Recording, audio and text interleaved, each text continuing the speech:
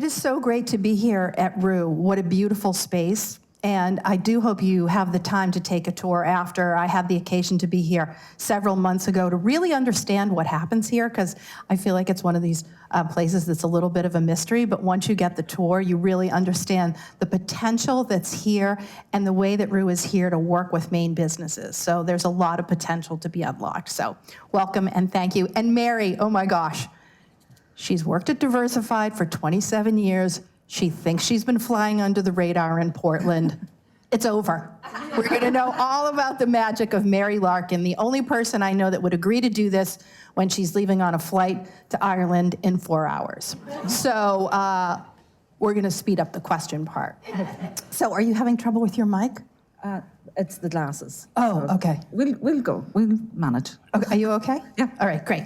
Okay, so before we kind of dive into your path to Maine and to Diversified, why don't you just give us the overview of Diversified and what you do, company size, all those things. And how many people are super familiar with Diversified? Okay, The Diversified staff. Yes, oh, the Diversified staff, lovely, lovely, great. Well, that's good, they all raise their hands. Yeah, they think this is a roast, by the way. Oh, gosh. So Diversified, we've roughly 450 to 500 employees worldwide. We've offices in Australia. We've a team in Hong Kong, in the UK, Canada, Boston, and the headquarters is here in Portland. Wonderful. And the space that you're in is how would you define it? Well, it's great. We renovated Lisa's here. She was a big part of that, Lisa Whited. We renovated the building over a period of time, but we take about, there's 200 employees here in Portland, or just over that. And we're a media company, and you know, I always say people think we're wedding planners, but we really are a true media company. We've got digital products, we've got magazines, and obviously the events business is the biggest part of our business that we currently run. But do people call you and say, like, can you help me with my daughter's wedding? Like, no, but I know that the operations team don't like to plan weddings because they say that they actually have staging guides for it. You know, so we do get. I think when people don't understand the event until you see something, right. The video, which right. was our seafood show in Barcelona this year, which moved from Brussels, and it is the biggest seafood show in the world. Not that I'm not proud of it or anything. Yeah, we're gonna hear all about that. So, where did you grow up? I grew up in Northern Ireland, halfway between Dublin and Belfast, in a little town called Crossmaglen and County Armagh. So I know somebody was asking like where exactly I'm from. They want to know specifically the street. yeah, just outside of Cross, and so I grew up there during the Troubles. So I have a different view on Ireland than many people have experienced. I went to university in France and in England. So I did European Business Studies for 4 years and did a stint in Montreal to learn French, which didn't work very well back in Bordeaux, where I was based for college at the time. Okay, so we're not going to switch to French at this point. That would be wonderful. The practice is gone. Then what was your first job out of university? Ironically, it was with a newspaper. Ironically, I don't think so.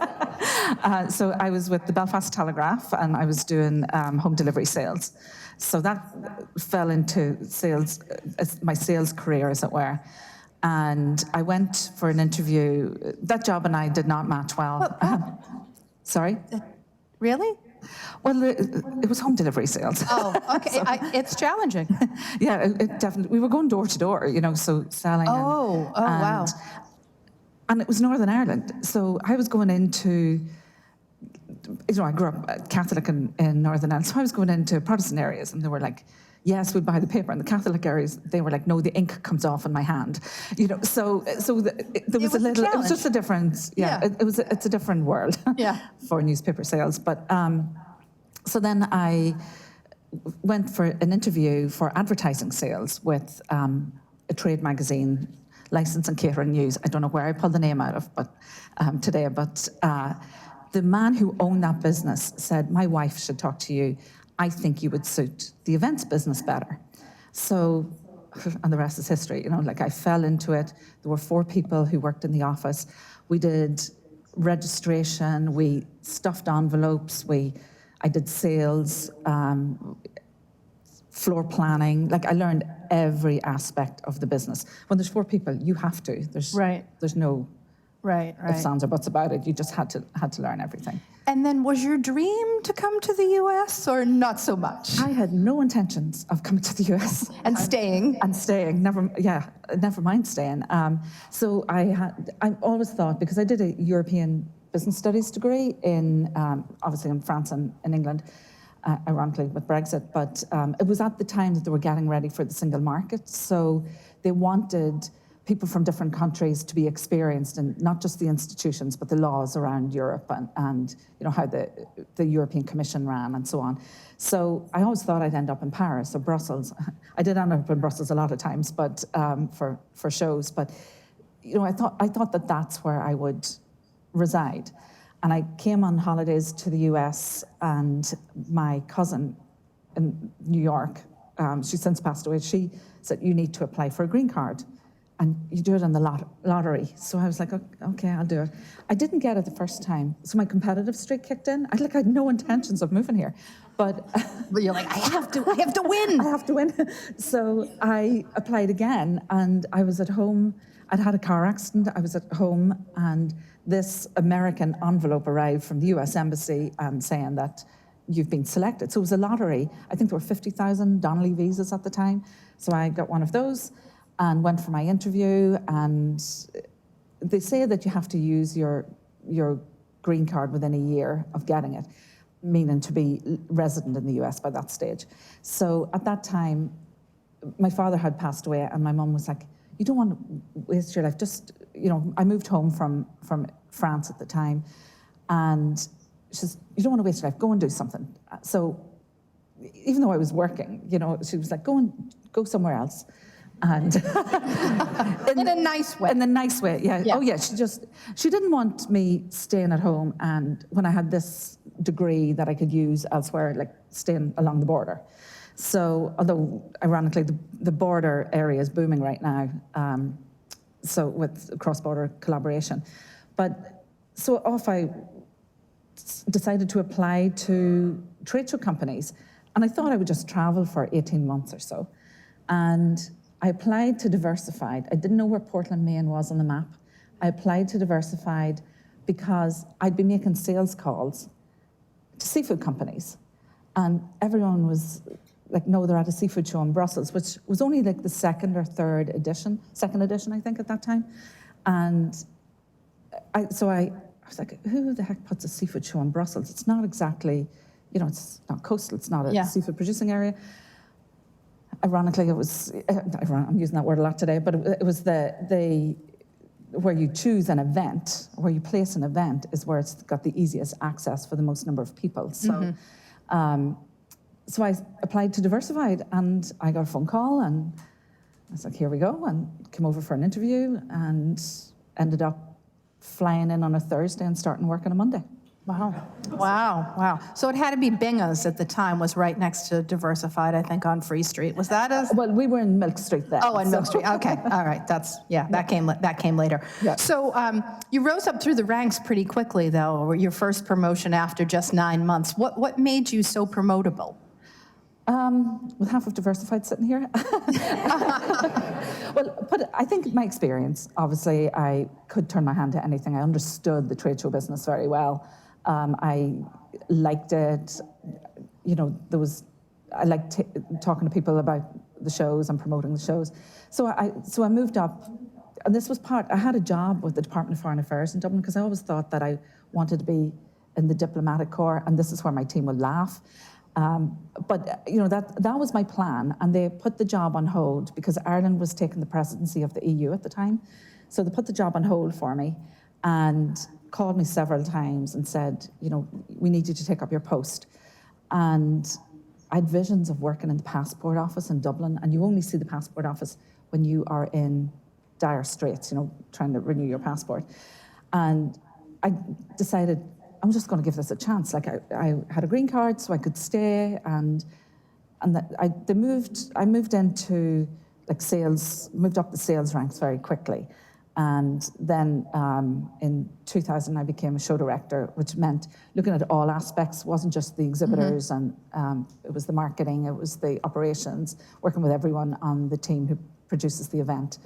And then because the seafood shows were growing, I became a vice president and then moved up to EVP and more recently president. So you became the interim head of Pri-Med, and that was kind of a pivotal opportunity for you. Is everyone familiar with Pri-Med? Okay. Oh, again, yeah. So why don't you explain what it is and talk about that? Pri-Med is a medical education company. So and if you look at events and conferences, in many ways, they are really focused on education. So the Pri-Med at the time had conferences and trade shows, and Diversified was in the process of buying out the other ownership of it. So I was sent to Boston to diversify Pri-Med, and that was a great experience. It was exhausting because I was doing 2 jobs at the time, but it was wonderful. The team were suspicious of, the headquarters coming in and what was that going to be like, and then we would start planning, like, where do we want to go? What do we want to be? And if you look at the business, it was an events business and a conference education business. And they were looking at ways to reach primary care physicians. So I spent a lot of time with that team, and I think did have an impact on the culture change there. Mm-hmm. And so they were no longer suspicious of you. No. So you really, you won them over. How do you, when you are sort of threatening when you come in, what's your strategy on making people feel comfortable about your motives? Well, to be honest, I actually think I spent just a lot of time listening to them, because they didn't think that we knew a lot about their business, and we probably didn't. So much, when you've other people running it, but from my perspective, coming from Portland, I didn't understand their business that well.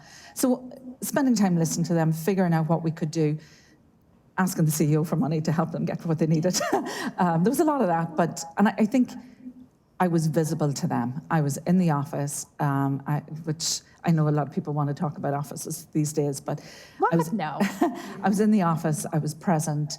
I lived in Lowe's Hotel for like 9 months, 3 nights a week. Yeah. To the point that everybody knew me in the hotel, and the walk from the office, I would bump into some of the staff going in there, and we'd just chat. But I think that they also, the Portland division got more involved in Pri-Med, and that really worked. Yeah, and Pri-Med is wholly owned by Diversified now, is that yes. correct? Yeah, so that's... And it's doing great. Yeah, great. Let's talk about your leadership style. How would you define it? So I was talking to my staff this morning, and I said, I think I'm collaborative. And they were like, yeah, when you get what you want. So I'm very honest. I would say I am transparent. I think I'm supportive. I know they don't love this about me, but I do push them out a little bit to sort of stretch themselves, because it's their career as well. And I feel like, getting them involved in other groups, or getting the education that they want, or speaking at events, that's all important to them. And they mightn't like it at the beginning, but I try to encourage them as best I can. And I feel like I spend, I like to get things done, and I like to see progress and improvement. And I'm a problem solver, so I like to get to the bottom of an issue, figure it out, and then be able to move on. Oh, we should do a session with Mary Larkin's problem solving, and everyone could just shoot their problems at you. Diversified firm. Oh, okay, first, yeah, that's good. Stay focused, right? So you also told me that you're not afraid of making hard decisions. So give us an example of a difficult decision that you had to make. So I have this motto, especially if a customer is upset about something, and it's usually like square meters, not getting the stand that they want or whatever. I always say, let's get the agony over with. But making a hard decision, there have been plenty that we've made over the. I hope it's not me that I attract a crisis, but, we've had the ash cloud over Iceland that affected our travel into our biggest event where we couldn't get the staff there. And but the Brussels bombing was probably the one that impacted us the most. Everything else pales into insignificance compared to that one. Yeah. And so you're dealing with staff who are afraid. You're dealing with customers who are afraid. You're dealing with an event that's so important to the company and the industry, and it's 5 weeks away or 4 weeks away. So making the decision to go ahead with that event was tough. But this is where my Northern Ireland upbringing, I feel, really did come into play. And we also ran an event 3 weeks after September 11th. So it was the same type of scenario where you knew where people's mindset was. But for me, growing up in Northern Ireland, I had witnessed, there was a bomb or a shooting that took place. 7 people had died, and a week later it wasn't on the news. And I remember thinking, God, that's awful. But it really was that people they move on, and psychologically, and this happens every time, day 1, they're in shock, nobody wants to talk about it. Day 2, they're starting to ask questions. Are you running the show? What do you think you're going to do? Can you give me a heads up? Of course, you're dealing with customers. It's millions of calls. It feels like that. And everyone's dividing and conquering with getting back to people. Day 3, people are like, okay, we need a decision. They need to know what they're doing. And I remember sitting in the meeting room and saying, look, we're going to have to go ahead with the show. Let's go ahead with the show. And I did take some flack for it, that it felt cold. We were asking people to travel. But what we said was, you don't have to travel if you don't want to, because they're getting pressures from their family as well, not to go. And we went, and the only bad thing that happened about that show was that it rained outside and registration was backed up because we had to go through extra security. So the show was good. What I've learned in a time of crisis, that it's always the best show ever. People feel, and I think that they're relieved that it's happening. It's their business. And in many cases, the only events that they exhibit at, and certainly in the seafood business, are at our events. Right. So running them is really important to their financial year as well. So they're relieved when it happens. They feel safe. We had lots of security. We collaborated a lot with the city. The airport was a mess. The smart people on my team were the ones who flew out of Amsterdam. But, because it was difficult for people to get to the city. But at that point, it's really a security issue. So yeah, that was a tough decision. Yeah, that's to a make. tough. But your perspective from where you grew up knew that the passage of time would give people, a little bit more comfort in going to the show, and also created a sense of normalcy for people to stay focused on their business. I'm telling people who haven't been through that experience that you will think differently about it next week, and the week after, and the week after, and the week after. And now, with COVID during the pandemic, that was tough. I never thought, my motto is, we're never cancelling another show. But I never thought I would cancel so many events. And making the decision to cancel the Seafood Show in Boston was big. But the world was closing down. So, it was...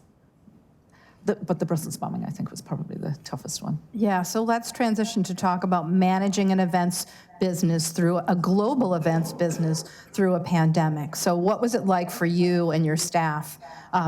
You thought it was a test. You were all working from home one day, and then we closed. Yeah. And I had been, in January, I was in China and New Zealand. In February, I was in Italy, met the Pope. And then when the Pope got sick, everyone was like, did you give the did you give the Pope COVID? I did Paris, where, I did it was a European trip for shows and so on, because the show calendar is very tight.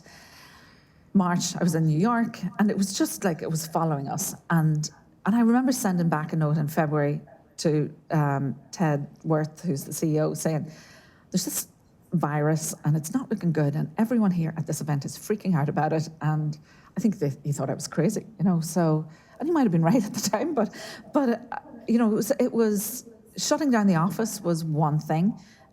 We had a new director of IT or manager of IT at the time, and he came in the first day and rolled out Teams. And then we kept talking about when are we going back, when are we reopening? And that date just kept moving and moving and moving. And the extroverts in the office had a really hard time. And the introverts were like, hey, we've been waiting for this. Yeah, exactly. They're like, we can prove it to you that we don't have to be there. And so there was one thing about closing the office. Running an events business where it was actually illegal to have your event, that was a whole different story. And I would say, and the team my VP team, most of them are here, they had to cancel the events and deal with customers and deal with conversations and where's my money going and what's going to happen to the show and when are you running it again? And then all the advice you were getting from customers as well, about what was happening. And it was, so we were probably down like 90%. We started running events a year ago in August. And so we have run everything once, at least once. We're in the second phase now of running events again. And the planning cycle's really long, right? Yes. So it must have been really hard as we were kind of in the middle of it, like when are you coming back when you need a year to put the event together? I think, I'm looking at the team, but I think we cancelled one event 3 times before it actually happened. Yeah. So it was scheduled to July because, we were all coming out of this in July. And it was scheduled to July, then again in October, and then cancel again the following March. The cycle itself from show to show is about 18 months long because you are, in some cases we've got 10-year contracts and with venues, but you're starting with the pricing and getting the exhibitors ready and figuring out how the layout of the floor looks. But the cycle is, the tightest part of the cycle is the 90 days after the show, and then there might be a bit of a lull for 60 days, and then it's back into it with marketing for attendees and so on. And what's the state of the industry right now? Is everything full back on revenue, attendance? Yes, everything's coming back. So it's interesting to look because I'm involved with a lot of the international associations and companies who are in this business, in the industry. Asia is tough at the moment. Like one show ran this weekend for the first time in Singapore in 4 years. So that's a massive show for the food and hotel industry. The China obviously is localized only. Hong Kong is localized only. Europe is coming back very strong. It's probably about 85%. The US is 95 to 100% back, I would say. In terms of attendance, it depends on the event. You could see each month starting, like the industry hired an epidemiologist. I think he was hired to really get us through this and not even thinking about business because he said this month is going to be tough, and it's like a bouncing ball. There's going to be spikes, but the bounce is going out of it as you go along. So that keeps me going. If nothing else, it's just some solace in it. But seeing attendance come back, we ran events in the middle of the Delta variant last year, and then a couple of events got under the radar in between things improving and Omicron. There was a show that one of the VPs who's here was running, and on the Friday we didn't know if we were actually going, and the team was flying on Monday because we didn't know if California was going to close, so or limit the number of attendees. And how do you give somebody value for money with fewer attendees? So and they're going to question that. So when they're the right attendees, and that's what actually happened. The quality of the attendee, the quality of the buyer increased dramatically. Yeah. But you could see it was 50%, and then it was 60%, 70%, 80%, and then the most recent, we've had many events beat their 2019 attendance. Oh, that's that's fantastic. So you obviously had to adapt the events business throughout COVID. We had a question from Gretchen Johnson at Preddy about what are some of the things that happened, the adaptations or adjustments that you made that have actually stuck, that are beneficial to the business? That's interesting. I think we have learned the value of community even more. Not that we didn't know it before. You have a community with every event you have, but keeping in touch with them, in contact with them. So we are much more interested in the digital side of the business to partner with an event. And in many cases, we had that already. The COVID protocols, all the testing, yes, you provide testing, but especially for anyone who needs it to travel home, all of that went away or is diminishing as we go along. It just depends on where the event is. But those things that we brought into play have changed dramatically. It sort of seems like back to normal. And there was one show where I stood and looked at it and I thought, oh, it's 2019 again. It's just nothing had changed. But the digital side, bringing that in and investing in that is probably the biggest thing that we are looking at right now. So you could offer virtual content and companion to the shows? Is that what you mean? Or news or education. What we found with virtual events was a couple of things with that. People can't sit for very long through a virtual event. It's not like you are delivering 2 days of a show over 2 days online. People didn't engage with it. The value of face-to-face was really strengthened and proven during COVID. People are like happy to see each other. Even the introverts, we're happy. We're really ecstatic to be back at shows and felt that, obviously there's people who have family circumstances that they don't want to travel, but most of them felt that the value of seeing people again, looking at a product in person as that serendipity. Yeah, that you happens can't do at an event. virtual seafood. You can't do that. No virtual it doesn't seafood. smell good. No, no. So speaking of the value of face-to-face, what's happening at Diversified with the return to office? Because I think everyone in the audience It was my first question this morning. is grappling with that. And I've been to your office space, and I would be there 5 days a week. It's amazing. Thank you. I might need that endorsement. What we've done is we've provided tons of flexibility. We've set people up with an at-home workstation as well as in the office. You can work remotely. You can apply for a remote position. But to be honest, who am I to say no to somebody and their circumstances? So people can go fully remote if they wish. A lot of them still want to do 1 day or 2 days in the office. For those people who are doing 2 days in the office who decided to stay office-based, we require that they come in 2 days. We're hoping that one of those days is a Tuesday or a Wednesday, because it's sort of lonely for them when they go in and there's nobody there. They just feel like it's empty. Why am I coming in here? And then they're going into their offices and doing their meetings on Teams. So Defeats the purpose.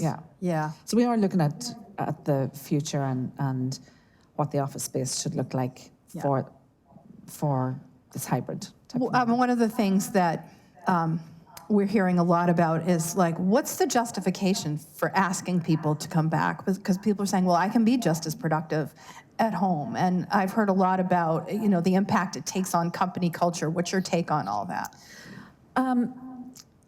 There's difference of opinion in our office about the impact on the culture. I feel like it's had to have changed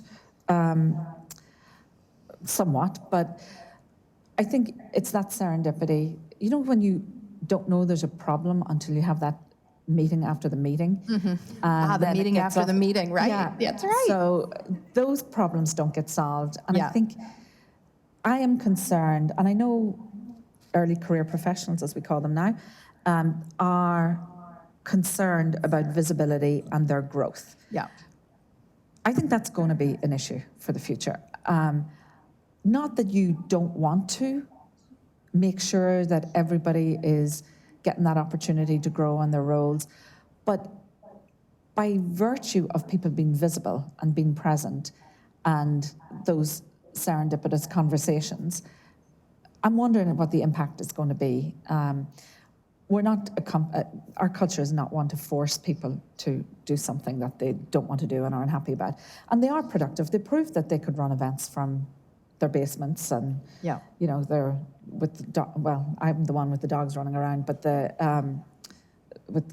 doing school runs and all of that. So we're fairly flexible. Yeah, so flexibility seems to be at the center of Yes. your back to office approach. A question from Doug Packard of Renaissance Executive Forums. What strategies do you use to continue to evolve your leadership skills? I am a lifelong learner. I feel like I thrive on information and hearing what's new. And I'm like everyone else now, though I don't read the full article. Oh that my I gosh. used to. Mary. On BBC. Oh, on BBC. Okay, on BBC. On BBC. But it's snippets of information and looking for trends. But I also talk to a lot of people, and I do feel that I learn a lot about leadership through that. I did a course at Kellogg, Women in Senior Leadership, and that was life-changing for me. It gave me more confidence, it gave me more, I set some goals, I achieved the goals before I even knew it was over, So I'm constantly looking at what is changing, and I'm even if you are just listening to what's changing, like NPR has been my friend a lot, like diversity and inclusion discussions about what happens with that diversity officer after a couple of years. Also, learning about this return to office and what the major tech companies were facing. Mm-hmm. So you're constantly hearing information, and I do have a series of books that I look at every now and then, and I do a lot for women's leadership. For one reason or another, I fell into that too, and and it happened just with forming a women's committee at one of our industry events where women were less than 10% of the audience. Oh. So because I'm doing a lot of work on that, I come across a lot of leadership information and try to evolve. And I'm sure the roast that I'm going to get from the team later on I'll learn a few other things that I need to do. We would love to open it up for questions. Our Strawberry people, Strawberry has the mic. If anyone has a question, I have like 20 more, but want to give you an opportunity. If you have a question, just raise your hand. I'll come over and bring the mic to you. In the meantime, you do lots of traveling, so you're obviously productive on a plane. What do you do? What do you do on the plane? What I do, I clean out email, and that will happen tonight. Yeah. And all the emails that everyone's been waiting on responses for, they will get tomorrow morning when I hit the Wi-Fi at my mother's house. And there was one story apparently where someone's husband said, "What is that noise?" And she said, "Mary has landed. It's the email coming in." And I must have hit Wi-Fi. Mary has landed. That's awesome. So with all the places you've been around the world, what are some of your favorites? I have lots of favorites. I lots of places I like to go to. Sometimes in the trade show business, you see the convention center, the airport, and the hotel. So I wouldn't count those places. I've spent a lot of time in Paris, a lot of time in Barcelona and Brussels. So those places are nostalgic for me. Mm-hmm. I loved Shanghai. I love Xintiandi in Shanghai. The fact that I can say it even impresses myself. It just impressed everyone here, by the way. So, there's favorites for different reasons. But I would say going back to France, anywhere in France is a favorite. Obviously, I have lots of personal ties to France. But now I love Barcelona because our show is really top-notch there. So yeah. So you moved the Global Seafood Show from Brussels to Barcelona. Yes. That had to be a challenge. Yes, the team who did all the work there are here. It took us, if you discount COVID, it would have been a 4-year process. You have multiple-year contracts, you're negotiating for space, what you need, the structure of the event, the security issues, working with the city. And I wanted to go into Barcelona that they knew who we were when we arrived, that we weren't working backwards and trying to fix issues. In Brussels, we were too big for that infrastructure in the city. They had 18,000 hotel rooms, whereas in Barcelona we have 50,000 plus. So that automatically takes the pressure off the hotel room price. It's the transportation, it's the refrigeration, it's the everything that goes into an event. But we did a study that to look at what city to go to.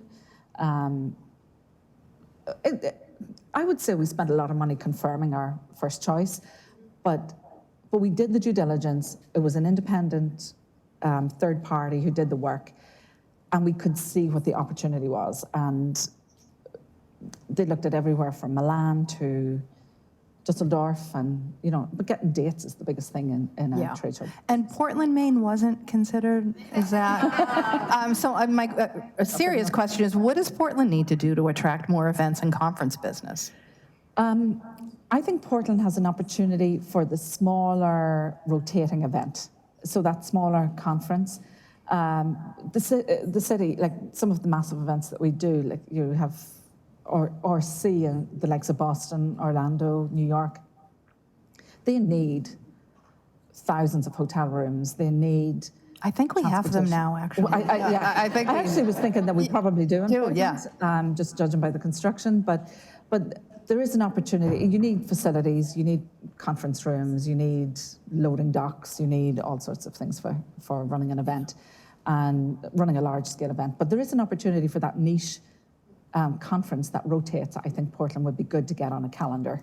Yeah, okay. Who's in on that? We're in on that, right? I think that would be great for Portland. Okay, seriously, questions from the audience? Anyone? Oh, Heather. I don't usually need a mic either, so thank you for this. This was really interesting. So Mary, you're a leader that's very inspiring to your team, to the community. How do you get inspired? Have you ever felt stuck or in a rut, and how do you pick yourself back up and press forward? That's never happened. Sometimes that's when I look for education. That's when I look for that more leadership learning.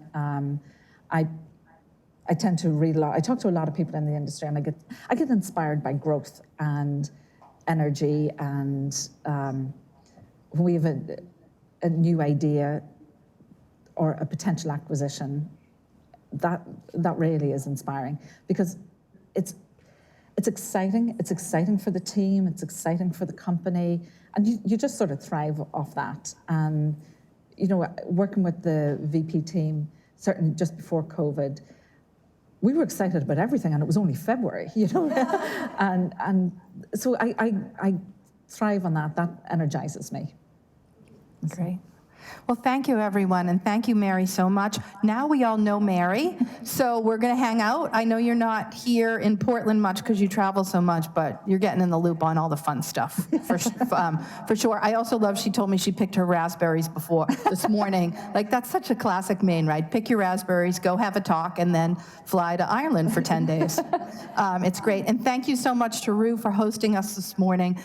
Definitely, your tour guide is here, and if you have a little bit of time, it's worth it, because understanding what they do will really help you think about how you personally can connect with Roux, or your business can. So thank you all for being here. A reminder, it's Wednesday. We used to have these on Fridays, so it is Wednesday of the week, and have a great rest of the week. Thank you. That's good.